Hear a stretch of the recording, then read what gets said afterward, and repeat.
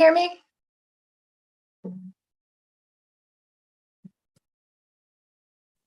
You're live. So, Okay. good afternoon, everybody. Welcome to the first meeting of the Market Stability Subcommittee. First matter of business is to take a roll call. So I'll take roll call. Commissioner Hammer, Here. Lake Martin, Here. and then Commissioner Nickman. Here. All right, and then I'm Sammy Rial, so I'm present as well. So next item on the agenda is public comment. At this point in time, we have the opportunity for public comment here in the office, and then we also have the ability for public comment virtually. Anybody wishing to submit public comments who are listening remotely can submit them to cacmeeting@ccb.nv.gov. and they will be added to the record. Is there anybody here who wishes to provide public comment during this first public comment? Hi, I'm Will Adler, and I'm the director of the Sierra Cannabis Coalition. I just want to give a general public comment that I feel like the market stability is a part of this, but the whole concept of having lounges and having sort of social cannabis or having cannabis other than in just a dispensary is one that needs to be broadened out. And I think this petition has the right intent and sort of has been fleshed out in the right ways to maybe allow additional events. And hopefully this is the first step, not the last step in that direction. We can continue to sort of broaden out the definition of what cannabis is and what that can be in Nevada. So thank you very much, and I look forward to your discussion. Thank you.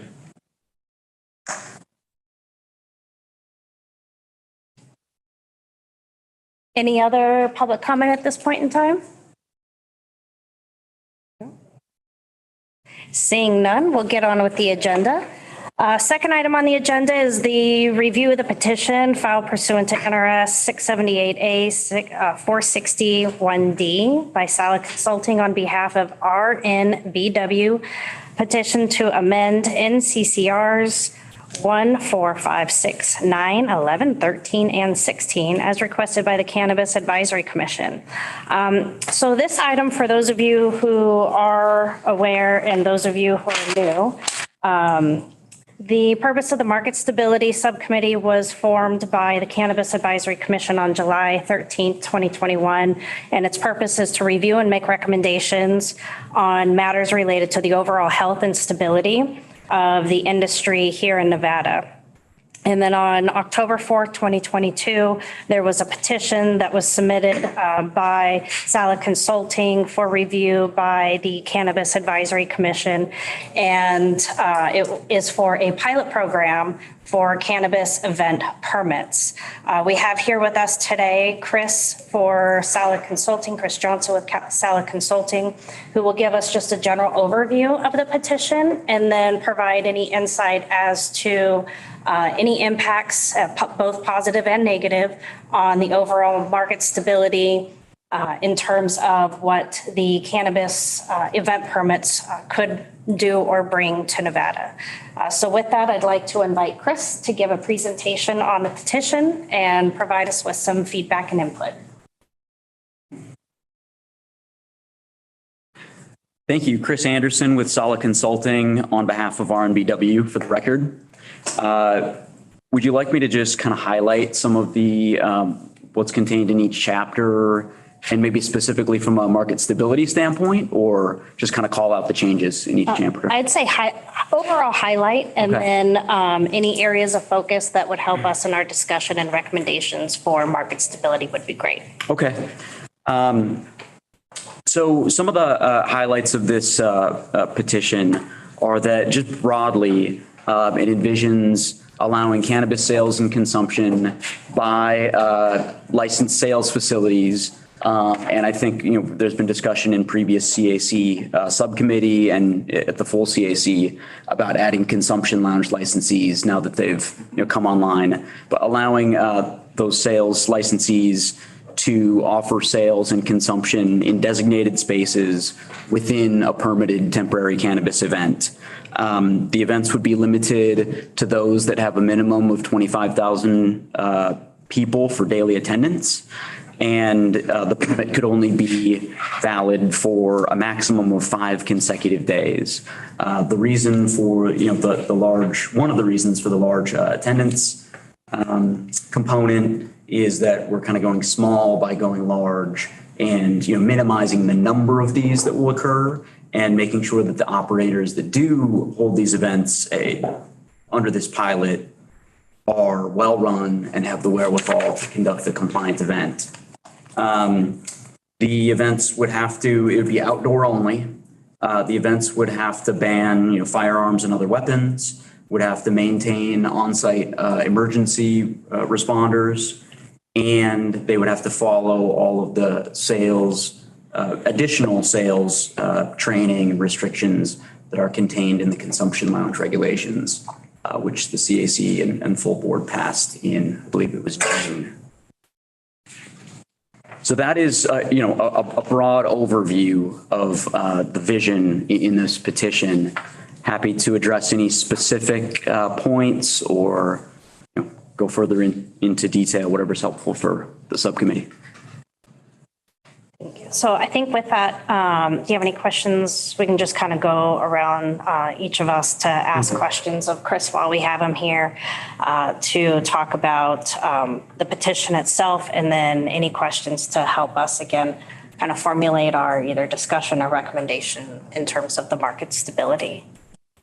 So Commissioner Nickman, would you like to go first or? My question was, as I addressed the CAC initially, with regards to security of the actual product and how that will take place. It seems like probably a very substantial amount of product that will be inside, unopened. So that would be my first question/concern, I guess.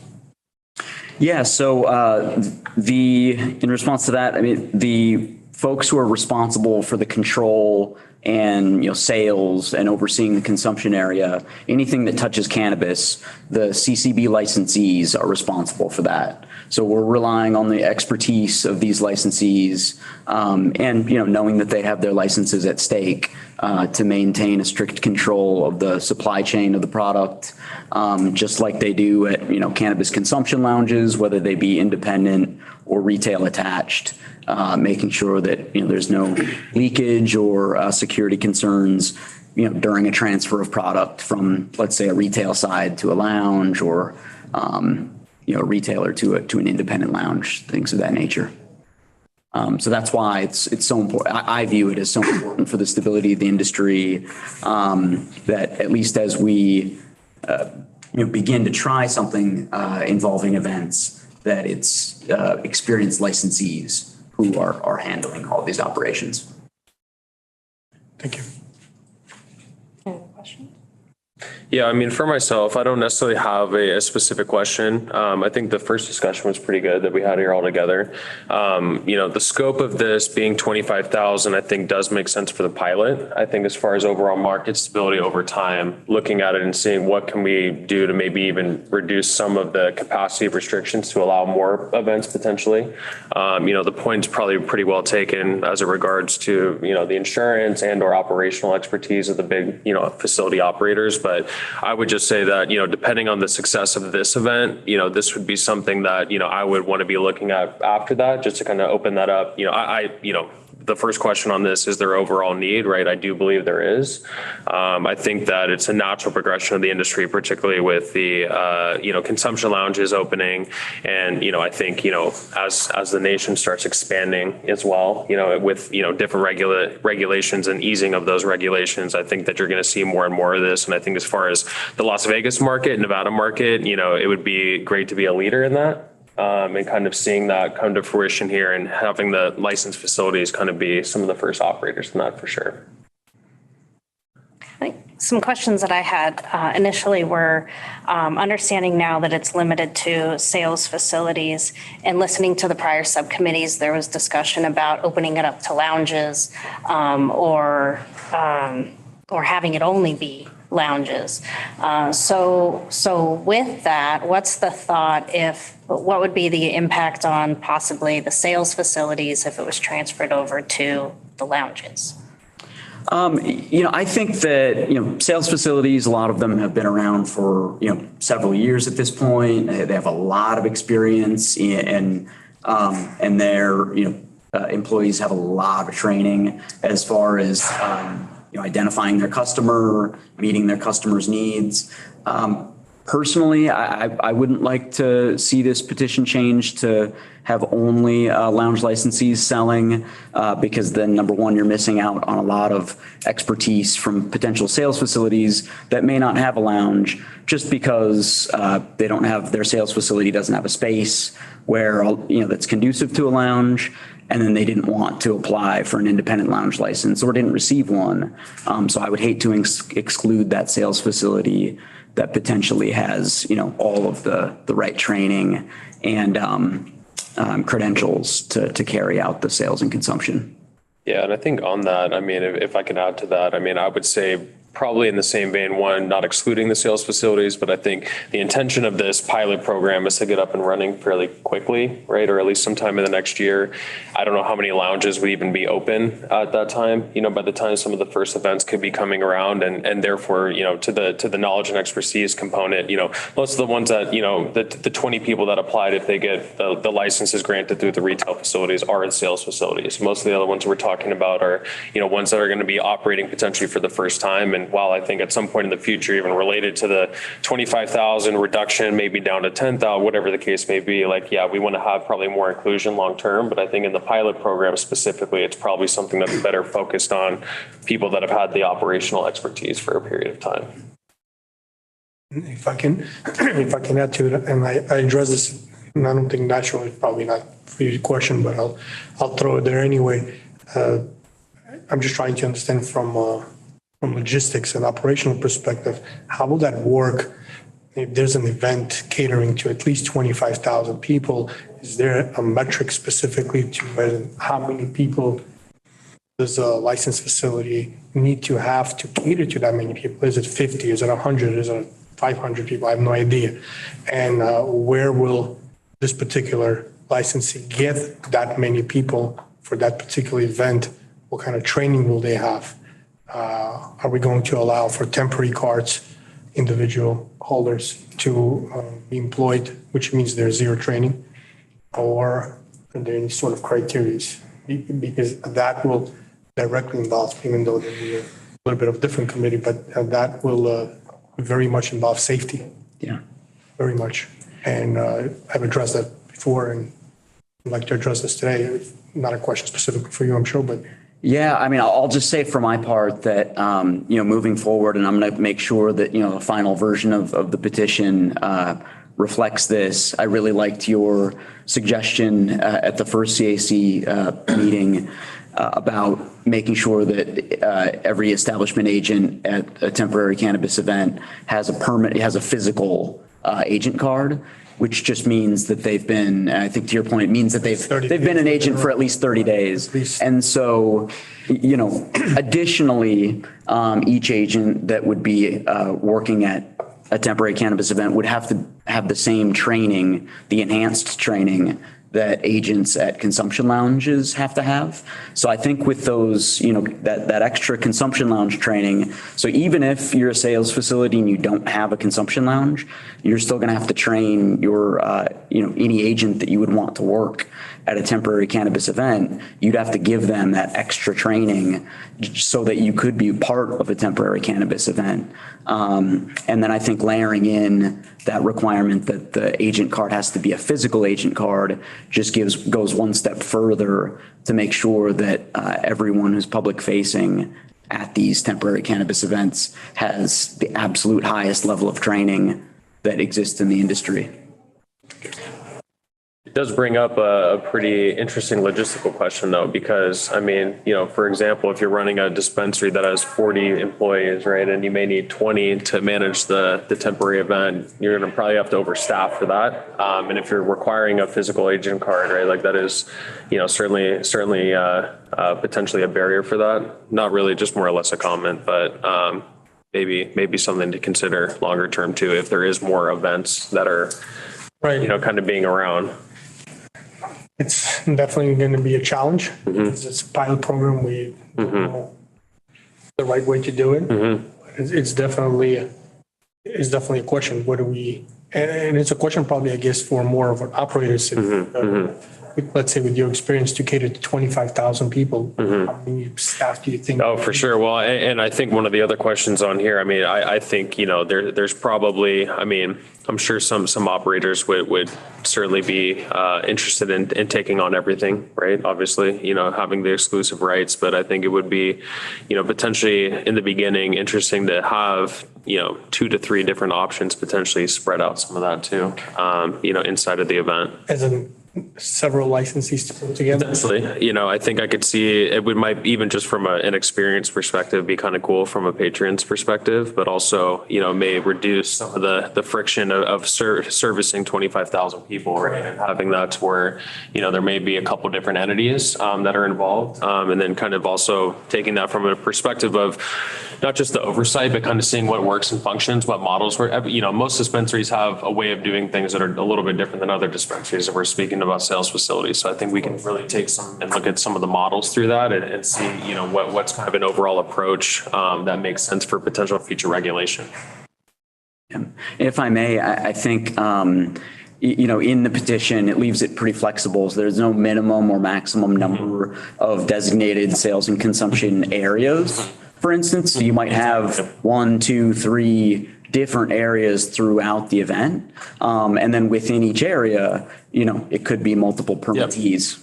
Yeah, and I think that's something too, obviously we're looking at it through the lens of cannabis, but I think, that's going to be the event organizer as well. That's going to be looking at that as what's a sustainable model within that too. So if we'll cater, let's say 3 facilities, then it'll be 3 permits individually. Well, I think you can maybe do something, right, where it has, and I don't mean to speak for you, but like where you have 3 in one place or 3 different areas, right? That's right. Flexible option to be able to do. The question is, will there be 3 permits from perspective of liability? Oh, 3 permits. Correct. Got it. Individually, because ultimately, CCB will be out there. As in, does the event apply for 1 permit that has multiple or 3 in the case of 3? Ultimately, it's if we have 3 different licensees that are operating, it's 3 different entities. So if someone is, God forbid, doing something that it's supposed to, shouldn't be you as responsible for, or the other way around. So that those are also important factors to consider. Sure. So that it's a smooth operation instead of, hey, I didn't know. And what kind of responsibility does it lay on the actual organizer? If one person does something due to no fault of their own, whatever the case is, and the other ones, how does that work? Correct me if I'm wrong, the permittee in this situation would be the person who is selling and providing the cannabis for consumption, correct? Correct. So each establishment, whether it's a lounge or a sales facility, each establishment applies for and receives their own permit. Okay. Yeah, so there wouldn't be just one master too, permit for different operators, if we want to call them that. I think they would each be required to get one on their own.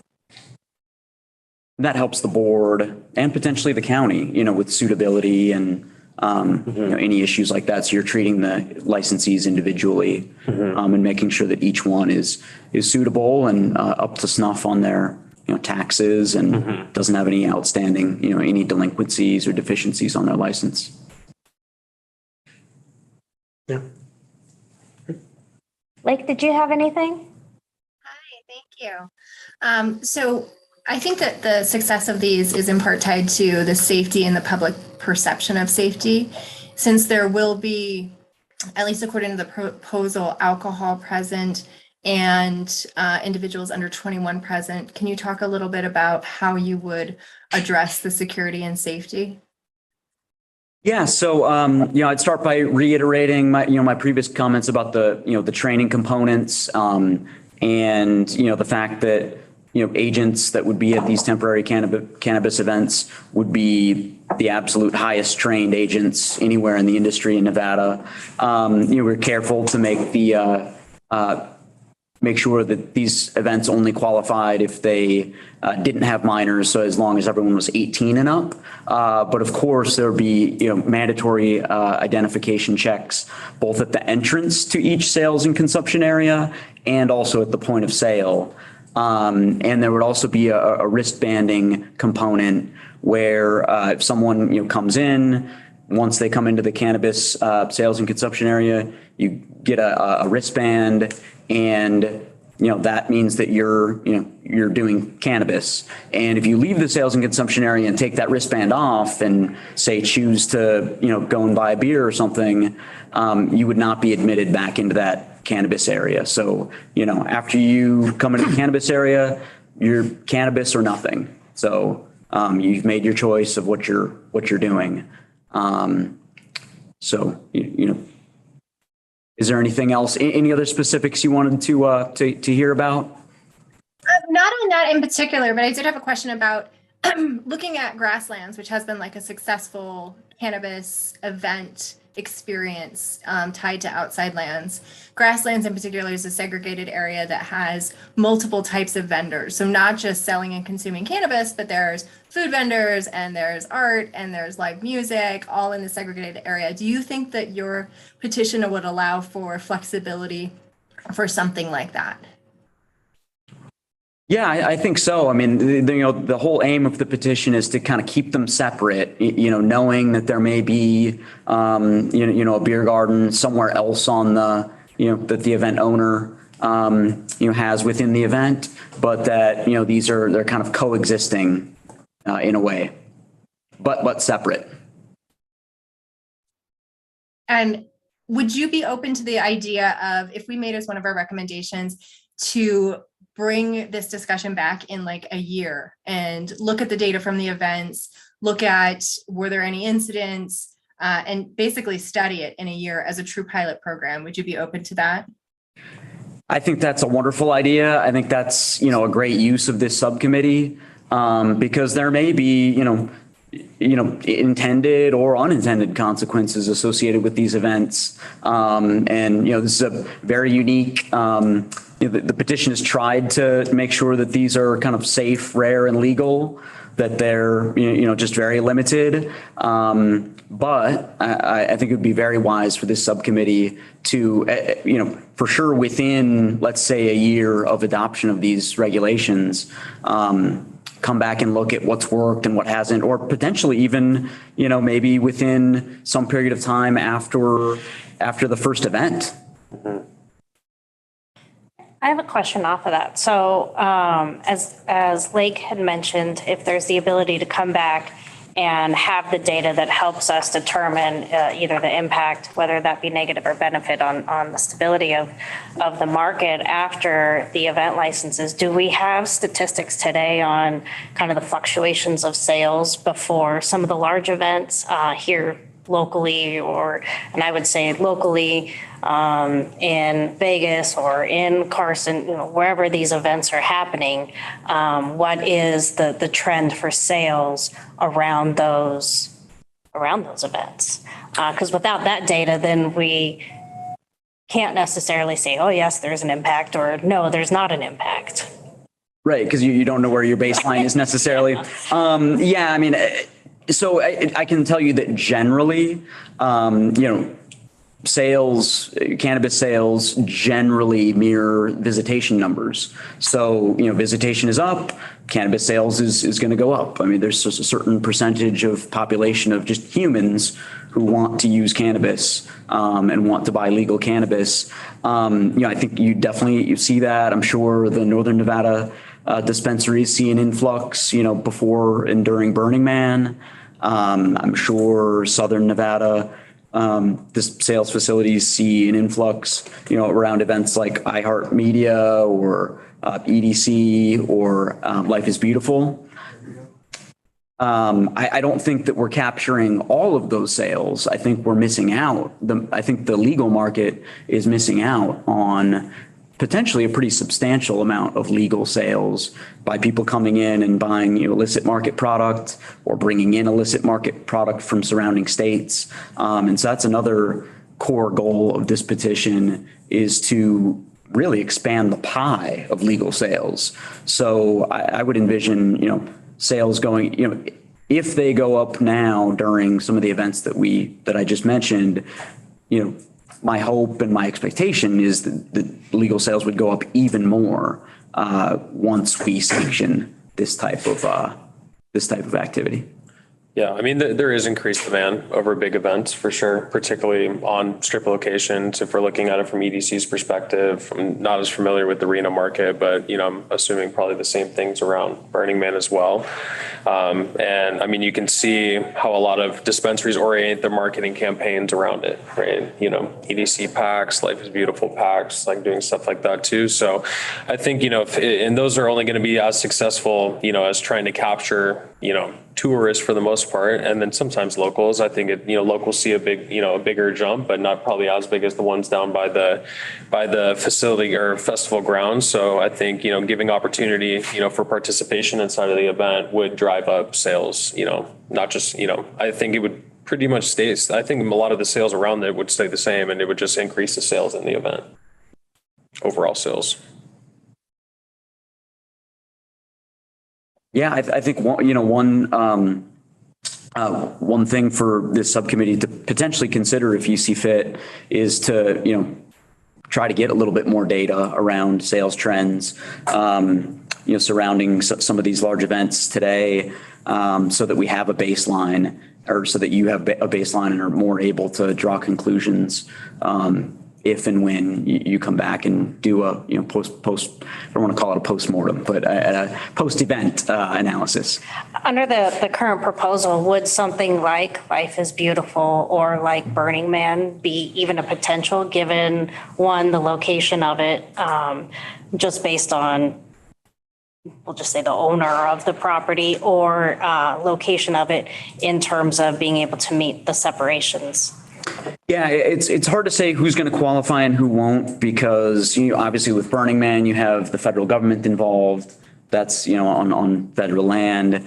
Local municipalities are going to get involved in terms of whether or not these events qualify just from a zoning standpoint. So there may be an event that qualifies to all the state zoning standards, but does not qualify in the eyes of, say, Clark County or City of Las Vegas or any other, municipality.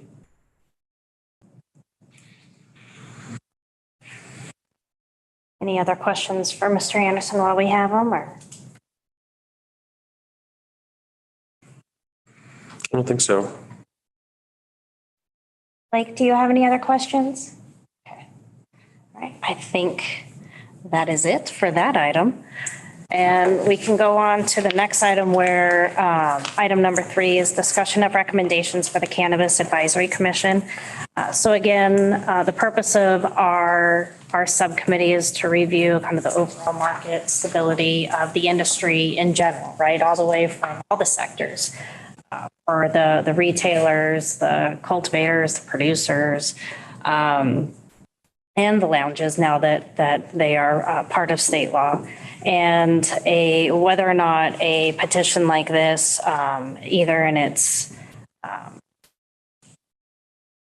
interim state, in its pilot state, or as a more permanent state, would have an impact, whether it can be beneficial or negative, and pass that on to the Cannabis Advisory Commission for consideration.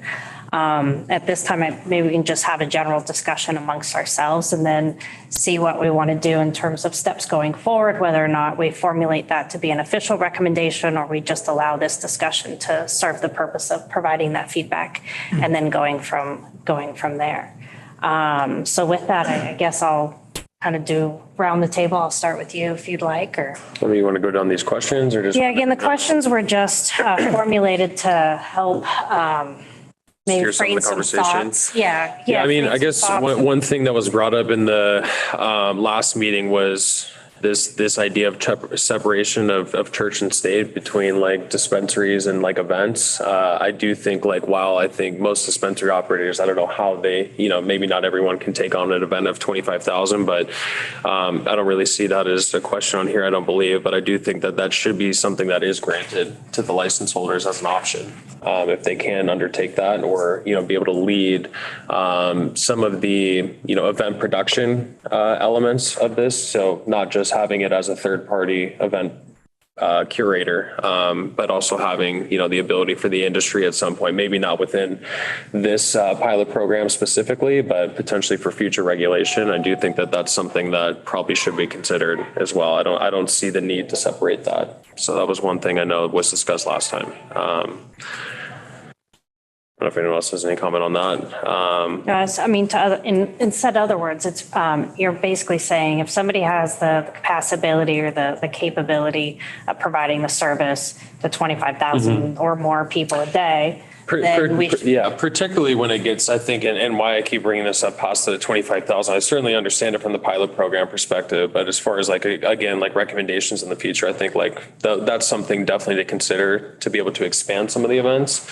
And I think as you get down closer to a 10,000 person number, and, I don't know, maybe 5,000 is too low because it almost acts almost as a pseudo dispensary to some degree during those days, right? There's probably, some threshold that actually does impact retailers, separate from the value of the actual event itself. But I do think once you get out of this, particularly out of the pilot program, assuming that that's something that gets adopted as regulation, that, dispensaries should be able to put on their own events. And then even the questions about cultivators on here as well. I think while, looking at it, from the perspective of I do think retailers are the, most suited to sell product at the events. It does allow for a little bit more collaboration if the dispensaries are controlling those events too in the future, as opposed to having to go everything through the event organizer as well.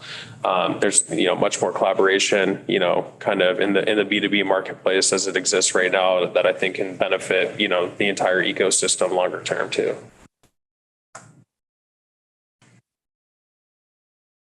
Blake, did you have any?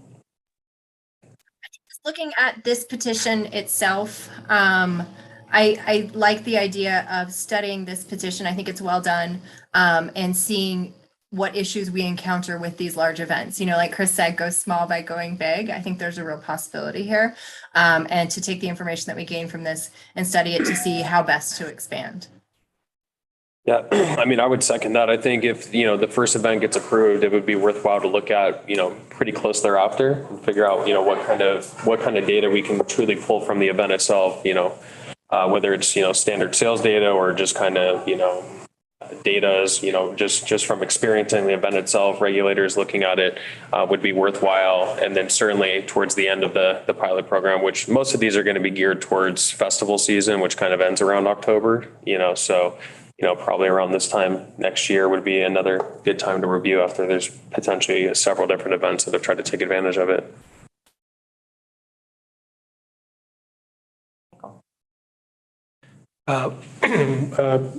Earlier you said we're going to discuss market stability, and I was confused. We're talking about only petition and or just an overall market stability, because the discussion is The impacts, kind of pivoted. the impacts that these temporary event permits could have on the overall market. Are they, if it's just one individual that's teamed up with, X. Ultimately, naturally, we like to assume that it's going to benefit the entire industry, because all of a sudden now we have X amount of 25,000 people or more that will consume. So it'll be beneficial for the entire industry. The actual model, it's a little bit confusing to me, because you have an event planner, and he or she or the company, they're picking and choosing, I'm assuming, under which criteria. So you have X amount of dispensaries, they paired up with somebody who they know, or somebody that has, I won't go into details. So how does a person even qualify? Is there a qualification process under where it's the event planner, who's the decision factor? The event planner, and says, look, I want to work with him, I care about, right? And that's it. So now I've developed a relationship with James, and then pretty much everybody else is no longer in the game. Or is it this, CCB and authorities that kind of say, well, this we're just kind of a more of a blind sort of thing, but that wouldn't be fair to the event planner. If, you have qualified dispensaries, everybody put their name into the bucket, and then people draw it, and it's a fair thing. Because from the event perspective, they want to see something more than just putting, like James said, we have different packages that somebody offers and somebody doesn't. So why would it, it's a little bit confusing to, while we're coming up with the rules and naturally it will have a positive effect. No one is disputing that because the product is still unfortunately, it's consumed at these events. So we would like for the consumers, to have access to a tested product, a healthy product that we know is not going to harm our tourists and local population or any people for that matter. We generate taxes and so forth and so on. More organized, more controlled. We're all for that. But we'll get, one event, two event. At the end of the day, we'll get it right. Right. That's what Nevada is great. Right. We're good at the rules. But as far as the participants and who qualifies and who doesn't, that to me is a little bit. Yeah, I mean, I think that's a slippery slope though, right? Like, I think, ultimately, yeah, I mean, I think a free market approach from my perspective is best. To your point though, I think particularly in the pilot program and, even why I brought up something to the extent of, is there, 3 people, that are all bringing different operational expertise, right? I don't know longer term how much I would be in favor of, any sort of requirements necessarily on as far as whose people are selecting or how many they select. To your point, I'm sure there's preferential treatment that's going to exist, right? Particularly with bigger multi-state operators compared to local operators, different advantages they can scale across the country with, as opposed to people that are even more invested in the Nevada market, right? Maybe something to consider. But like I said, kind of a slippery slope. How's that even possible to control? Yeah, exactly. And I don't know, in a pilot program, maybe it's worthwhile seeing something on a more, I guess, I don't know, maybe having a couple different, sections where it's run by different people just to see the model element of it. But, I think that's. But are we in position, and we're not, I'm answering before even question, to dictate to the event plan? Well, and I think that's what I'm saying. I would probably be uncomfortable doing that. Correct. Right. I wouldn't even get into that portion, but at the end of the day, from my humble experience, the pilot program turns into a permanent thing. Right. So it's not something that, unless, actually, I don't believe in miracles anymore, but it'll be what it'll be, the end. Right. So it's just something that it needs to be more of I think, CCB inclusion, qualified people, but at the same time, also that's on the regulatory perspective. Well, I think I do think, and to Lake's point as well about the review of certain things, I think we'll see pretty clearly in the first year, what type of operator is getting selected by who. And if it seems to be, 1 or 2 groups, maybe that's something to consider. I don't know at this point if I personally wouldn't necessarily, recommend anything specific at this point, but I think it will show you what. I think even if we want to recommend, I don't even know what to recommend. Yeah, exactly. But I do think if there is, something that is of concern, it'll probably show itself. Like my belief would be all the events that I've listed would take advantage of this in probably the first year. And we can probably see exactly, who would be selected and so forth, and if that becomes a concern, but. And possibly hearing even more from the industry. Yeah, for sure. Exactly. And I think, again, same thing, everyone's going to see how this, all the different, operators in this space will have opinions on this for sure throughout the process. Like. So we shall see, I guess. For now, I think the only thing that we can and should concentrate is the safety. The way it'll actually take place, that's the only thing that we can have an effect on from a positive perspective, just to make sure that whoever is consuming, they're safe. Whoever is operating, they know what they don't. To the best of their abilities. The rest is just a business decision, which we have no way of influencing. Yeah, because like you said, how do you put the criteria together of who's You qualified? can, because it's ultimately, from my understanding, it's the event planner that will pick and choose. And I guess if CCB grants a license to a facility, that means they meet all the criteria, they're knowledgeable and so forth and so on. And then the event planner will just, I have no idea which criteria, and that's pretty much not part of your business. And they will pick and choose. I wonder, just thinking about it, does that prohibit somebody else from applying for that event too? Well, look, it doesn't prohibit you. No one can actually, look, no one can tell you you shouldn't apply because we're not going to pick you, right? That would be probably the most odd statement to actually hear from anyone. You know, but at the end of the day, you know, we know. Yeah. I mean, some other interesting, I guess, things on here as well. You know, cost burden on licensee and permit holder versus the promoter. I mean, I guess this is also something that's more of a negotiation, but knowing how most of these festivals function, I mean, they're full build outs, you know, from ground up. So, you know, to maybe, again, I don't know how much you want to require, but I mean, there is security requirements at some festivals. And I do think like there may be some responsibility on the promoter to ensure that there is security elements there. They're going to have access to security teams, equipment, things that most dispensary operators aren't going to have, you know, the capacity to do in any normal sense. You know, they have security around their retail facilities, but as far as managing, you know, customer or managing, crowd population at a festival, it's quite a bit different. So I do think that there should be some consideration to the actual security that the festival is required to do to put the licensee holder in a good position to succeed. Because if there's, you know, poor fencing, poor security measures, you know, not in place, which I understand this is why they want the, you know, 25,000 plus type event promoters in this. To be the ones that are curating these events. I do think that, you know, mandating everything to fall back or a majority out of it on the permanent license holder may not produce the best result, and it's going to limit the amount of people that can actually potentially participate. So that would probably be another point there that I think would be worthwhile considering.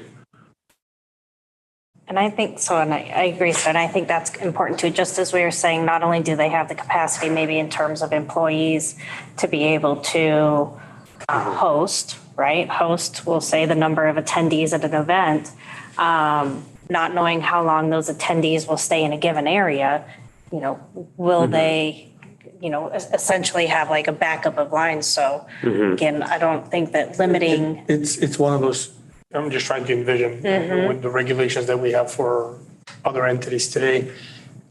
It's a bit difficult because ultimately, who's responsible for it?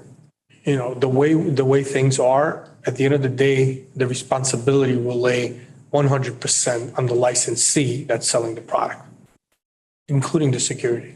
There's no provision. The licensee will not be able to say, well, it's their responsibility to provide proper security for the product or for the crowd, because when CCB will come in, they will hammer the licensee. And I think it's going to be one of those things where it's once again a conversation between the licensee that will accept the offer and participate in this event to work things out and be the point person, because naturally licensing knows the rules and regulation and what requires for them to operate in a safe environment more than anyone else. So they will have to be the captain of the ship and say, I need to have 100 people around here or whatever the case is. I mean, I understand that. And like, I think from a sales perspective, product safety perspective, education, like, I think it's a reasonable expectation. I do think that, you know, particularly as this question's oriented, right, on the cost burden, you know, the cost burden.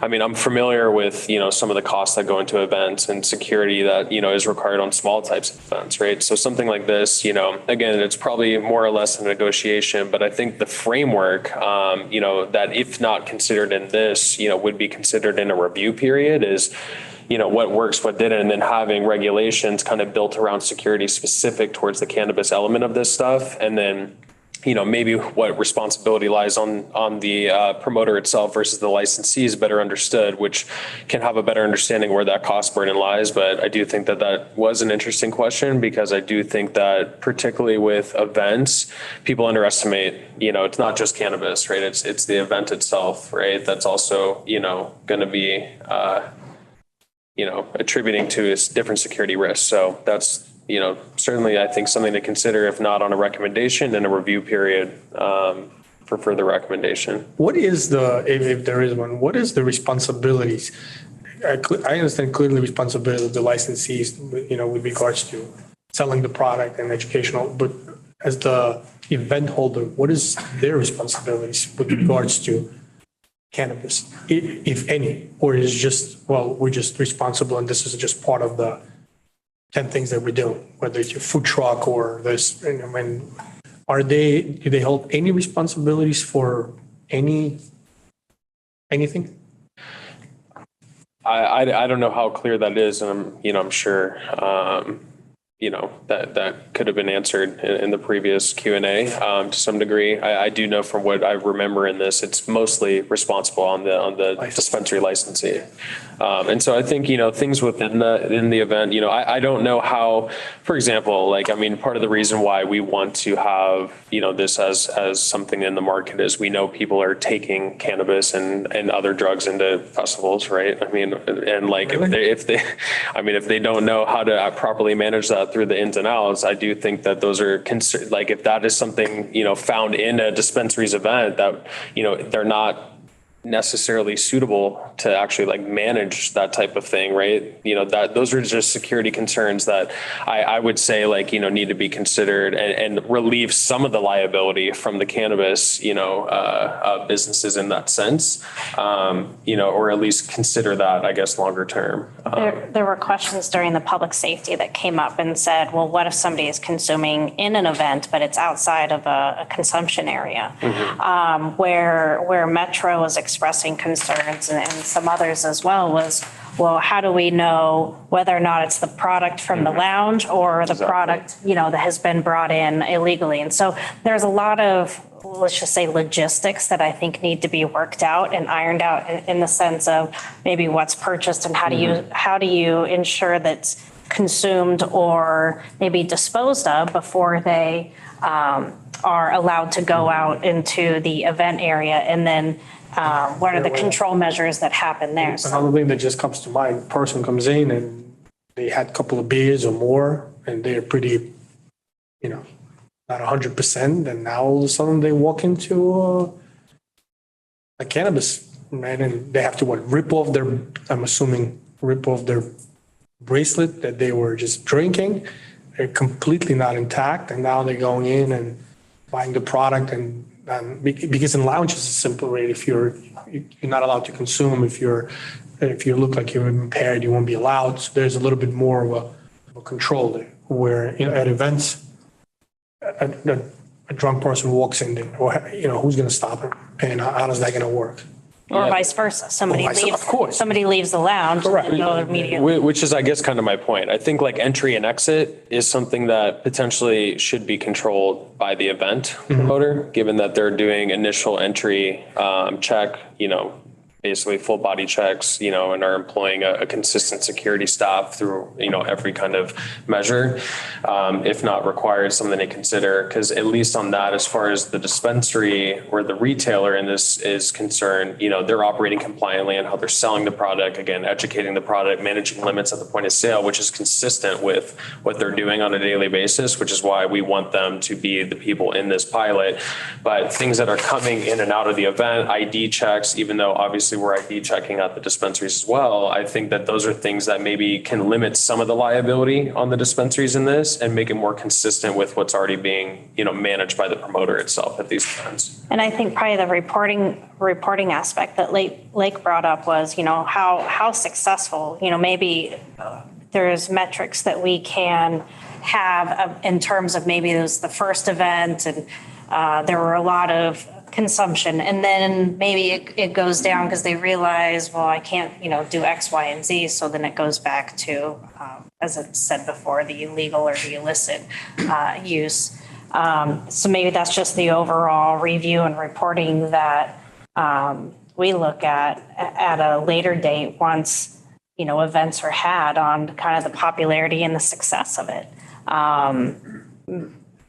Maybe it will be successful, and maybe just because of logistics alone. I'm sure it'll be successful after a couple of times, but most important thing is to avoid something, God forbid, drastic. Correct. But also one of the things that just also comes to mind, I would want personally to see more clarity from my CCB as in I'm going to use that big word, to protect licensees, for them to be crystal clear under what they can be penalized for.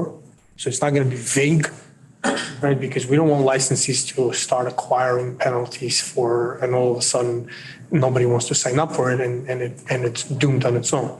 So I think that if we work with CCB and the rest of the groups kind of to establish more of a guidelines so that dispensary licensees, when they take up an event, they know exactly what their responsibilities are and they emphasize on that. Because there's, being an open space with 25,000, there's so many things that no one can foresee them. I don't think it's humanly possible. But as long as if the licensee knows what their responsibilities are, and even if it's day-to-day operations, because I think at a store within the four walls, everybody knows from A to Z what they need to know. So something along those, so it's not going to be shocking surprise, how did this person get in there and all of a sudden they get penalized. And that would help those who are applying as well. Of course, right. The more clear it is, as long as the rules are set, and it's very easy. And I think it's both beneficial for the industry, the licensees, the inspectors, the CCB, because look, they're not there to police the people and whatever else. If a drunk person, unfortunately, will get on the premises, if a drunk person gets to a store, it's a problem, right? But at the event, can't by definition be, I think. Yeah, and that's kind of, my point of bringing that up, right? Particularly on entry exit into the areas, for ID checks, ensuring inebriation isn't, a factor, exiting with product that shouldn't be. I think that should be something that, the event curator and promoter, can manage alongside of the same requirements they would have anywhere else with ID checks for liquor, entering in the facility with, illicit drugs or anything else. It's consistent with what they're already doing in terms of their security management and logistics, and could make sense and reduce some of the liability on the actual dispensaries participating in the event itself. Blake, do you have anything to? No, just that I absolutely agree with those 2 points. Clear direction for how to be in compliance and leaning on the event promoter to do those enforcement activities that they should already be doing. Absolutely. Any other discussions or questions amongst us for the stability? And I know we got kind of off tangent on more of the safety. I think it's an important fact. We all want this to succeed. Right. So, Well, yeah, and I think from stability too, compliance is certainly an element of stability. If you get hit with a fine, that's sure, definitely. exactly. It's not really stability type of thing. The Zoom disconnected.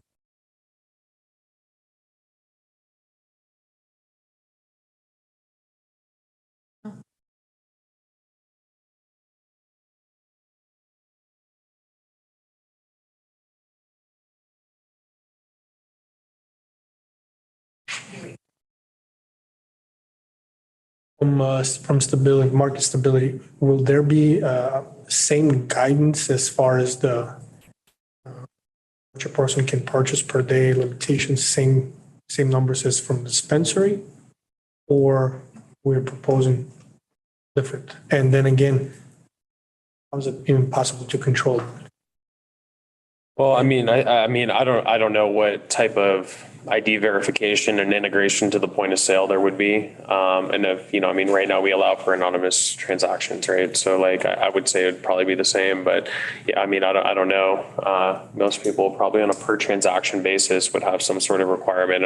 I don't know if there was something in here. I think an eighth. I don't know or am I just not remembering that correctly, but it would probably have to be per transaction to be able to monitor it by the dispensary. Obviously with 25,000 people, it's going to be, if you're not tracking that at a point of sale, which I don't know if that's something we necessarily would require either. So, And I wonder if that would go back to ensuring that none of the product gets out, right? Yeah. Because that, again, those were discussions that took place in some of the prior subcommittees. And so maybe that in itself would limit how much one purchases.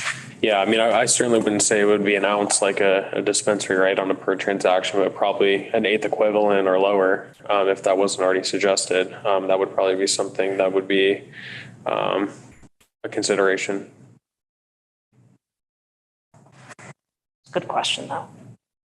And I think that just goes to the logistics, right? How do they become successful? How do they sell? But then also, how do they ensure that the necessary measures are in place so that they're limiting their risk by allowing somebody to leave potentially with product in hand, per se, that could jeopardize their license. From compliance perspective, and just something that comes to mind, I'm assuming naturally there's a manifest that will be made from point A to point B so that CCB is clear as in what actually is being brought in. Oh, yeah, I mean, I'm sure that would have to happen. Yeah, for sure. And then whatever is left over, if there is left over, to go back and everything. I don't think the petition here, I don't think covers that, but that's definitely going to have to be in the implementation or consideration of what the CCP. We don't want inappropriate product to be mixed by accident somehow. Correct. I mean, just transporting it right now, you have to log what, correct. So I don't see that changing. But we're transporting it to something, somebody on the other side is accepting. Right. So now you have a dispensary that's transporting to a dispensary. So how does that work? We put the product and we're transporting it from cultivation or production to a dispensary. From A to Z, we put 108s, they accepted 108s, transparent, crystal clear. Now, dispensary is picking it up and delivering it to themselves.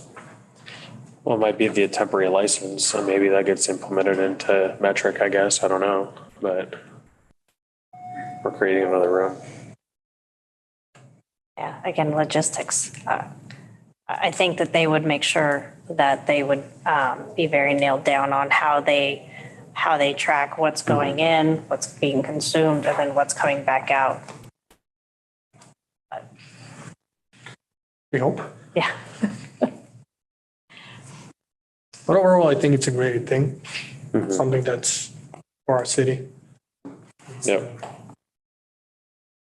So going from there, we have options. One, again, as I said earlier, we can allow this discussion to be kind of the recommendation, the informal recommendation considerations that go forward. There may be a revised petition, if I heard that correctly, in some of the other subcommittees. And maybe the petition itself is just going to be revised as it changes hands from the advisory commission and goes forward. So I don't know if this will be our only opportunity to provide input, but I'm guessing that that they will definitely, the Cannabis Advisory Commission will ask us to meet again if needed. But based on that, do we want to put together a formal recommendation, or do we want to just allow the discussion that took place here to serve? What are we recommending with regards to petition stays as is? Do we make any changes or recommend something? All right, because, I mean, we had a great discussion. I think we touched on a lot of very important points, in my humble opinion, but. There's, in my opinion, I don't know if we have enough for a formal recommendation. I think that we have enough for the discussion to serve. We didn't get into kind of the nuts and bolts, I think, to make any revisions to this, but I did hear some good things come out of our discussion in terms of that potentially having limits on minimums or maximums on the number of permittees per event. Is probably not something that we want to consider, just not knowing how, that's going to. I would want it to be, using your earlier word, as fair and clear as possible. Fairish. The word was fairish. As fairish as possible. But And then also not wanting to get into entrance. who can apply. Yeah. So who can apply, what the qualifications would be to apply in terms of if that one retailer or dispensary has the number of appropriate staff or access to the product or ability to provide that safe environment for the consumption. Those are the things that I heard in terms of market stability, in addition to what Lake had to mention too about how we want the opportunity to review this in the future for any impacts or kind of the trend for and the success of this temporary cannabis permit, event permit. So those are kind of the 3 or 4 main things that I heard. And I don't know if that's enough for a formal recommendation, or again, we just provide the summary or allow this discussion to be kind of serve as. I'm fine with providing it as a summary personally. I mean, it's fine with me. Yeah. And that works, I assume. That works basically, you know, if you may give back to the Cannabis Advisory Commission, whatever it is, essentially, that's your recommendation. And there's been some of the other committees have been similar in not having real formal recommendations at this point. So basically, you know, you just need to be in agreement in what it is you're sending back, because that's effectively your recommendation, even if it's not points of please do this, please do that. Right. If it's formal, I'd say you could take a vote, though, you know, as far as the law is concerned, a consensus among you is action. So it doesn't actually require a We could have full a vote. consensus as long as we know what the consensus is. It's clear what that is. We had a great discussion, I And think. perhaps that might be a vote to simply say a summary of what we've discussed today. I think you'll have a transcript of that if that's what you'd like as well. So based on those points that I previously provided, is there anything, Lake, you included that you believe should be part of our discussion recommendation? No, I agree with what you've summarized. Thank you. Okay, all right. And then going from here, I anticipate that, I don't know if we have any true items to talk about at a future meeting that we want to discuss. So maybe we'll just wait to see what comes out of the Cannabis Advisory Commission in terms of, or the Cannabis Advisory Commission in terms of next steps and what they want us to consider in the future as we go forward. Does that sound? If I could jump in there, I do think that we should list some potential agenda items for future meetings. I would love to see this committee meet more often. Some of the items to consider, for instance, like how to strategically position Nevada with the potential for federal rescheduling, looking at interstate commerce, interstate compacts, where do we stand on that? I think that we need to be talking about that early rather than later. I also think this group could really add some great discussion on tax policy, particularly with the wholesale marijuana tax, the cultivation tax, and the illicit market as well. And I know that the Public Safety Committee brought that, but it's a huge challenge to market stability for our industry. And I think that it's something that we should consider. I would agree with all that. Yeah, and one more topic I'd like to add as in market stability in general, right? To actually discuss, or have a conversation as where are we today with the entire market, and where do you think we're going to be next quarter or the following quarter, things like that. I think it's very important. It's my understanding in terms of the subcommittee that we are a subcommittee that's appointed to talk about matters that are brought forward to us by the Cannabis Advisory Commission, or what's the? I'd have to review the exact, it'd be in your creation, and I don't know if we have minutes available at all from prior when they created you guys as a subcommittee. So that's where you would, I'd have to look to find that. Okay. It also doesn't mean you can't kind of put a request that these are some future topics that you would like to offer recommendations on, and kind of send that request to the advisory commission to see if they're receptive. Okay. I think that sounds like a great idea, that we could add that to our discussion recommendations. All right. So with that, I think that takes us, we talked about future meetings / topics. So that takes us to 4. And then, so last, This is the last opportunity for public comment. If we have anybody here who is present that would like to provide public comment, you can go ahead and come down. And then again, for those who are participating, I'll say virtually, but that are watching, you can also submit public comments to the following email address, that's cacmeeting@ccb.nv.gov. And again, we'll add those to the record of the meeting. Go ahead. Hello, I am Commissioner Timothy Otto.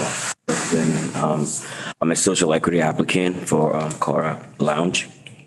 And I just have some comments in regards to if there would be, or if necessarily there is a recall procedure for the events in time, in case if there's like a real time, like a track and trace system, that if anything were to happen, there's like a human element to it where the product could be immediately, removed. And also in terms of intoxication or in terms of using cannabis in case you have a first time, user who doesn't pretty much know their limits. So let's just say they use more than they're supposed to use, and they're experiencing some sort of psychoactive effects. It has been known that certain, certain cannabinoids, even within a cannabis plant, do help reverse the psychological effects of like THC.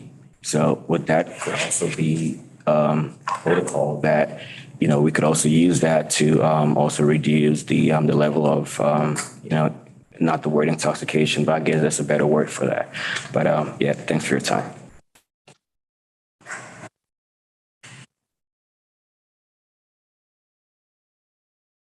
Will Adler, the Sierra Cannabis Coalition. I would just like to back up a couple of comments I heard today from the board members here. One by Michael, because the clarity is actually the most important part when it comes to all these events and how they be operated. And yes, for the people attending the events and how the events are done, but the operators of the events and the cannabis license holders have had a problem with clarity in the last year, I'd say, when it became, billable or time and effort, hours for effort spent to cover these events, maybe something that we should bring up as well, because what will it take for the CCB to monitor one of these events? Would the charge be maybe even, looking at what the current history of the CCB is today, and then how will you've successfully operated an event correctly when, we see events happen 6 months prior, then show up at the CCB, become a big billable event or a big, concern. So the clarity of what to do and how to do it correctly is extremely important. I think it was a great topic there. And then I do think this committee as a whole could cover a lot of things when it came to the cannabis market in Nevada in its totality. Taxes is one big issue, and the black market as huge core, growth areas or areas to change. Because that is the market stability in Nevada, is are we able to sell it and continue to sell it going forward in this state at a reasonable rate? And I think taxes and then sort of the cost to operate are a big part of that. So thank you guys for this discussion and bringing that all up.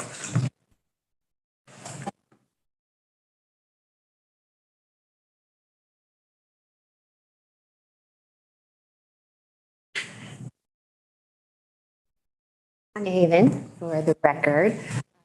I am a license holder to work at a dispensary here for the city of Las Vegas.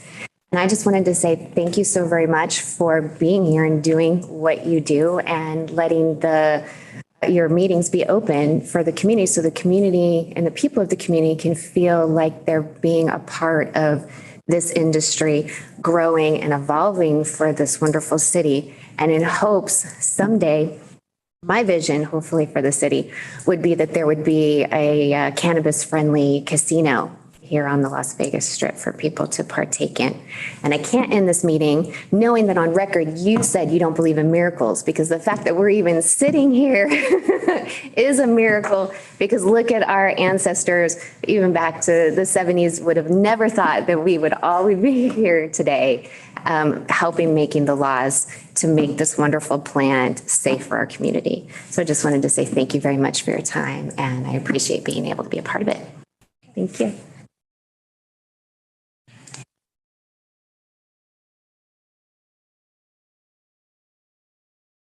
Any other public comment? All right, so with that, I think that adjourns this meeting. Thank you, everybody.